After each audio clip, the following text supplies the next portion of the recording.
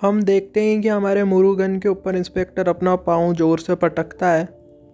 मुरुगन बाहर चीखता है। वो बताता है कि आधे से ज़्यादा दांत तो मेरी बॉडी के अंदर ही चले गए। वहाँ पे पुलिस वाली एक हाथ धोती रहती है। वो जैसे ही जाती है तो पंडित उससे बोलता है कि मैम आप आपका फ़ोन यहीं पर भूल गई। तो पुलिस वाली उसको रिप्लाई देती है कि ऐसे हालातों में फ़ोन का उपयोग करना चाहिए, ऐसे बताना नहीं चाहिए। तो वो फ़ोन पुलिस वाली वहीं छोड़ देती है और चली जाती है। पंडित भाग करके अपने सेठ जी को फ़ोन लगाता और पूरे हादसे के बारे में बताता। नेक्स्ट सीन में पंडित के सेठ जी काल कोठरी से आवाज़ लगाते हैं पंडित को कि पंडित मैं आ गया। पंडित और उसके साथी बहुत रोते हैं। वो बताते कि हमें बहुत मारा गया, मेरे दांत तोड़ दिए वगैरह वगैरह। पंडित के सेठ जी पंडित को बताते हैं कि ये पुलिस वाले कह रहे हैं कि तुमने कुछ बहुत बड़ा कांड करा, तुमने 1 करोड़ रुपए एक ऑफिसर के घर से चुराए हैं। पंडित सेठ जी से बोलता है कि सेठ जी आप भी, भला मैं कैसे पैसे चुरा सकता हूँ? मैं सुबह जल्दी आपकी दुकान पे आता हूँ, रात को देर रात तक घर जाता हूँ, मैं कैसे करूँगा ये सब? सेठ जी पुलिस को समझाता है कि सर उनमें से एक मेरे यही काम करते हैं, उन्होंने ऐसा काम नहीं करा होगा, आपको गलतफहमी हुई है। पर पुलिस वाले मानते नहीं हैं। फिर वो जो पुलिस वाला बाकियों को नाश्ता वास्ता करवाता है, वो बोलता है कि तुम लोगों को बहुत दर्द हो रहा होगा ना, चैन से खा लो और एक्सेप्ट कर लो बस। वो बोलता है कि ये जो तुम्हारे साथ अफसल बैठा है इसने भी तो एक्सेप्ट करा ना, हाँ तो तुम भी कर लो। तो फिर अफसल रोते हुए बोलता है कि सर मुझे एक्सेप्ट करना पड़ा सर, उन्होंने मुझे इतना मारा है कि सर मैं दर्द के मारे खड़ा भी नहीं हो पा रहा था सर, तो मुझे एक्सेप्ट करना पड़ा। कम उम्र वाला कुमार उनसे पूछता है कि अगर हम एक्सेप्ट कर लेते हैं तो तुम हमें मारना रोक दोगे? तो फिर पुलिस वाला बोलता है कि क्यों नहीं रोकेंगे मारना, और उल्टा हम तो तुम्हें दारू देंगे, बीड़ी देंगे, खाना देंगे, बस कोर्ट में तुम एक्सेप्ट कर लो। लेकिन हमारे पंडित भैया साहब बोलते हैं कि नहीं सर।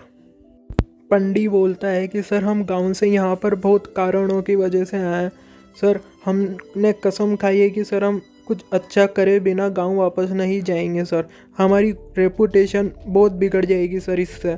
तो पुलिस वाला उसे समझाता है कि तुम चिंता मत करो, यहाँ पे कुछ न्यूज़पेपर में नहीं छपे, छोटा मोटा चोरी का केस है, कुछ हवा हवा में नहीं हुआ है। फिर पंडित मना करके बोलता है कि सर एक काम हम कर सकते हैं कि सर मैं तमिल में बोलता हूँ, आप इसे तेलुगु में ट्रांसलेट करना, और अगर आप ऐसा करते हो तो फिर। इतने में पुलिस वाले को गुस्सा आ जाता है। वो पंडित को खींच के मारता कि साले तू सिखाएगा मुझे क्या करना है, तुम तमिलियन को मैं समझा रहा हूँ प्यार से, तुम्हें बचाने की कोशिश कर रहा हूँ, तुम्हारे समझने में नहीं आ रही, तुम लोग है ना मार खा के ही सुधरोगे। नेक्स्ट सीन में हम मुच्छे वाले ताऊ जी को देखते हैं जो पार्ट 1 में पंडित के यहाँ सिगरेट मांगने आए थे।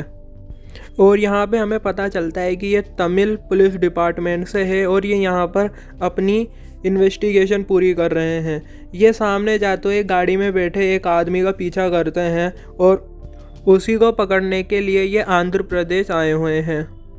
पंडित और उसके साथियों के लिए कालकोठरी में खाना आता है।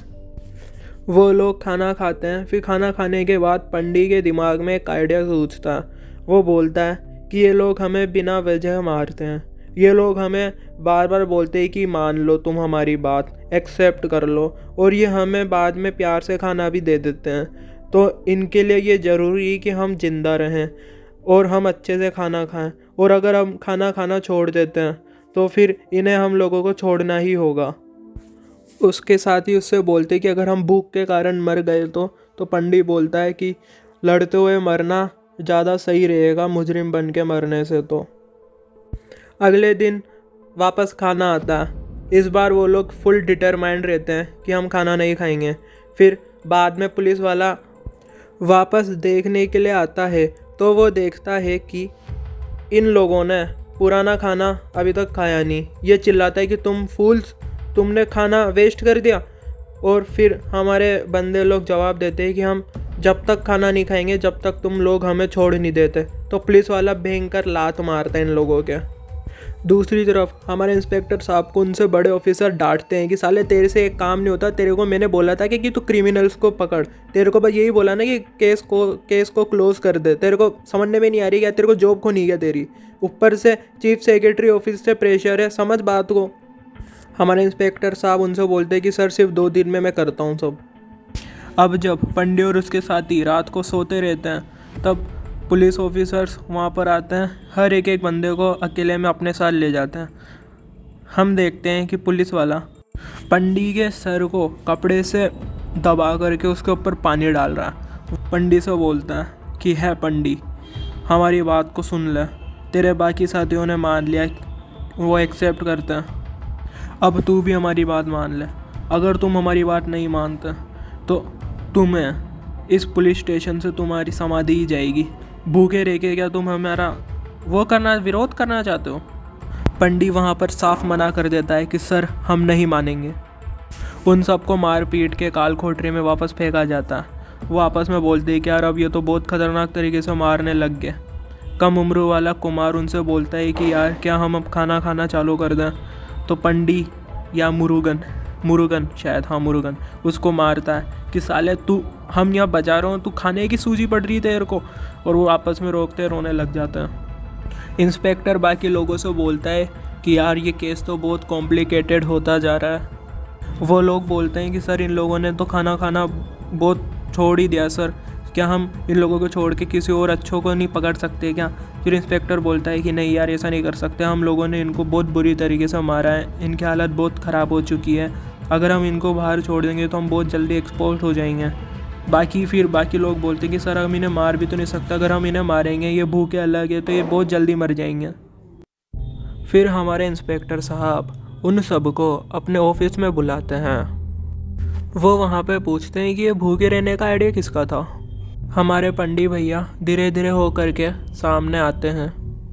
हमारे इंस्पेक्टर साहब उन लोगों से बोलते हैं कि तुम लोग बहुत डिटरमाइंड हो, तो कि मतलब है कि तुम लोग इनोसेंट हो, तुमने कोई गुनाह नहीं करा, तो हम तुम्हें छोड़ देते हैं। बोलता है कि तुम लोगों ने सुना कि उसने क्या कहा, ये हमें छोड़ देंगे?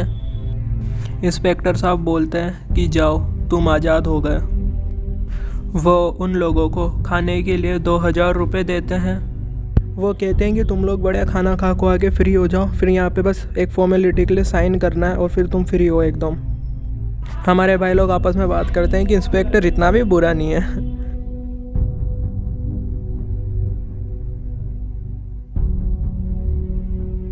वो लोग हंसी खुशी से रेस्टोरेंट में जाते हैं।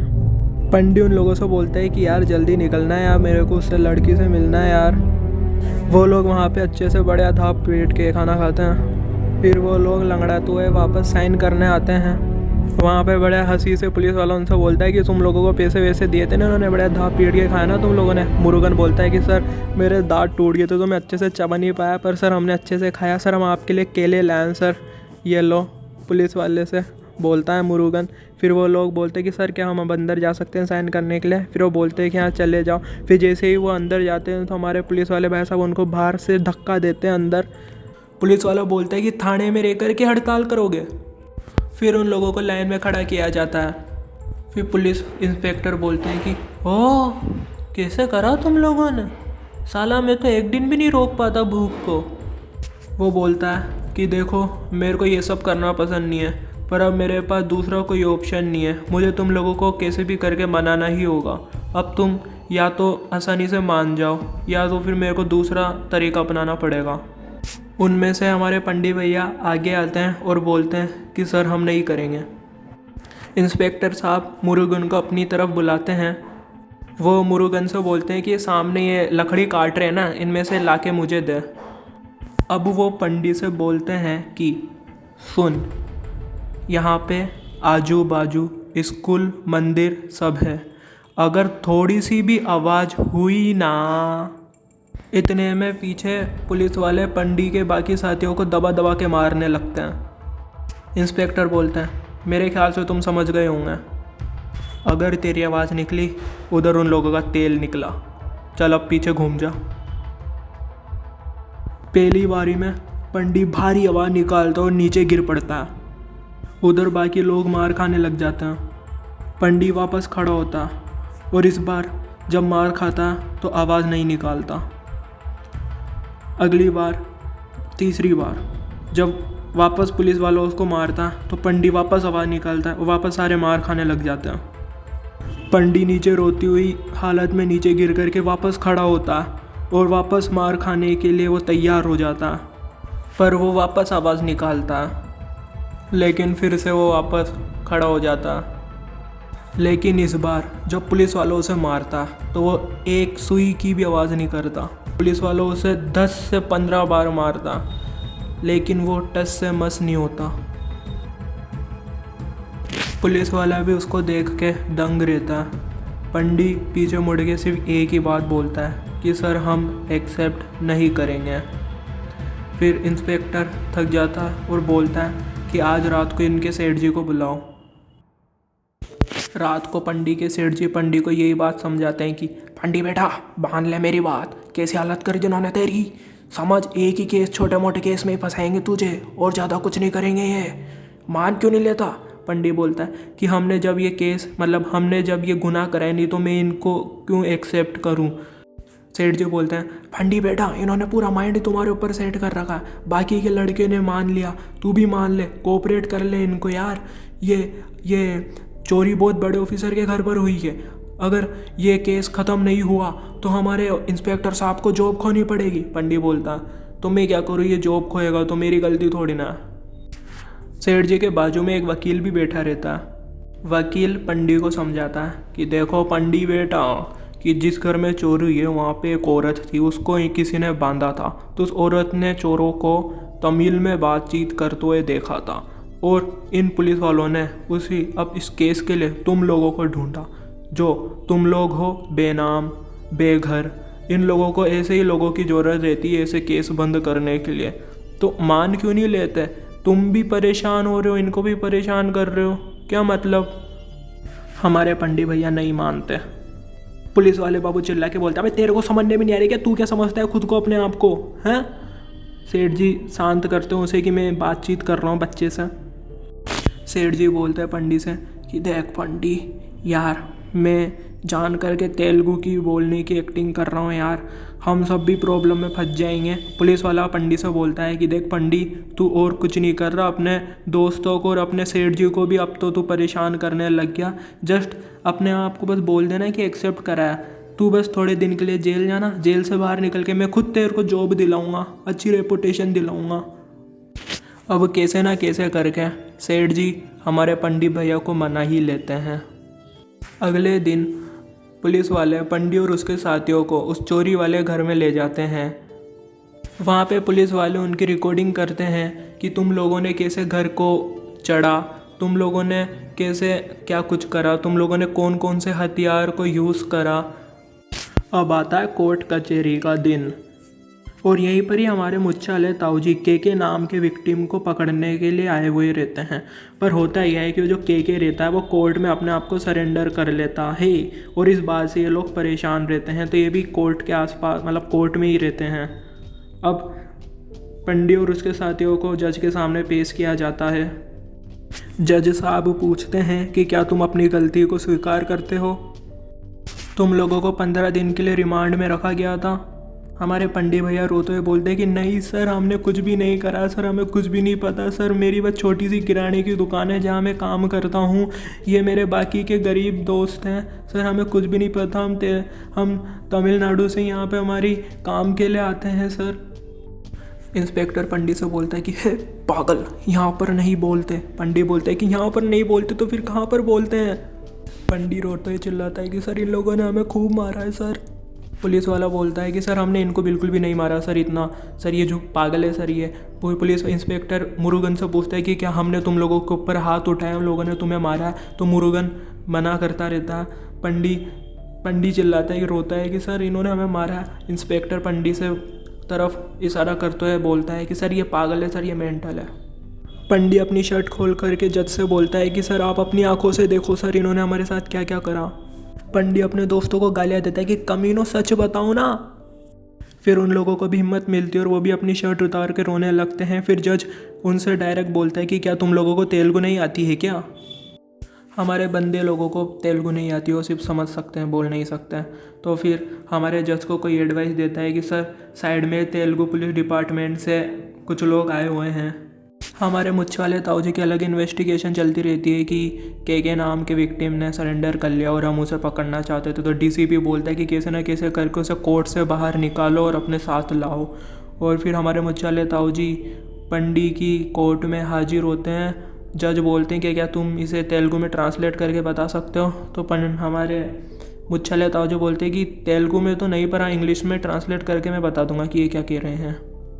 अब पंडी हमारे मुच्छाले ताऊ जी को सब कुछ सच सच बता देता है कि क्या क्या इनके साथ हुआ, और साथ ही वो भी ये भी बोलता है कि आप उस दिन, याद है आपको, उस दिन आप रात को मेरी दुकान पे सिगरेट लेने आए थे और मैंने आपको गलत समझ लिया था वगैरह वगैरह।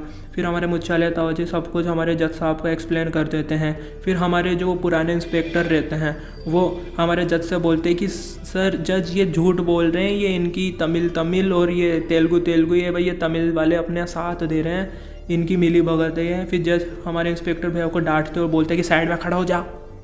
साथियों हमारे पंडी भैया और उनके बाकी साथियों को रिलीज़ कर देते हैं। जाते हुए पंडी भैया हाथ जोड़ते हैं हमारी पुलिस वाली से जिन्होंने उन्हें मोबाइल देने का मौका दिया था। अब पंडी के सेठ जी पंडी को कुछ पैसे देते हैं कि अब तुम यहाँ से सीधा गांव चले जाओ। वो साथ ही ये भी बताते हैं कि बाद में वो लड़की आई थी, वो अपने नंबर देकर गई है, तो पंडी को नंबर भी देते हैं। इतने में वो हमारे मुच्छाले ताऊ जी पंडी को अपनी तरफ बुलाते हैं। वो पंडी और उसके साथियों से बोलते हैं कि यार तुम लोग हमारी कुछ हेल्प करोगे? पंडी बोलता है कि सर इतने दिनों से हमारे साथ बहुत बुरा हुआ है सर, आपने एक झटके में हमारी प्रॉब्लम सोल्व कर दी, ज़रूर करेंगे। हमारे मुच्छाले ताऊ जी थोड़ा मुस्कुराते हैं और यहीं पर ही हमारे मूवी का फर्स्ट हाफ कंप्लीट होता है, इंटरवल होता है। अब भाई जो बात मैं बताने वाला हूँ उसको सुनने के बाद तुमने वीडियो को लाइक और शेयर नहीं करा ना, तो भाई दिल से बुरा लगता है भाई यार। खैर, मैंने पार्ट 1 में भी बताया था कि ये एम चंद्र कुमार की नोवेल से उठाई गई है इस मूवी की कहानी। But the main thing is, ये जो हमारे एम चंद्र कुमार है यह है एक ऑटो ड्राइवर, और इसीलिए इनको ऑटो चंद्रन भी कहा जाता है। और ये जो कुछ भी इस मूवी में अभी तक इन लोगों के साथ हुआ है, पंडी वगैरह साथ, इन एम चंद्र कुमार के साथ रियल लाइफ में हो चुका है। इस मूवी का जो ये फर्स्ट हाफ है ये पूरी रियल स्टोरी है हमारे एम चंद्र कुमार के साथ जो पहले हो चुका है। 1983 में ऑटो चंद्रन और इनके बाकी 3 दोस्त के साथ ये घटना घटित हुई थी।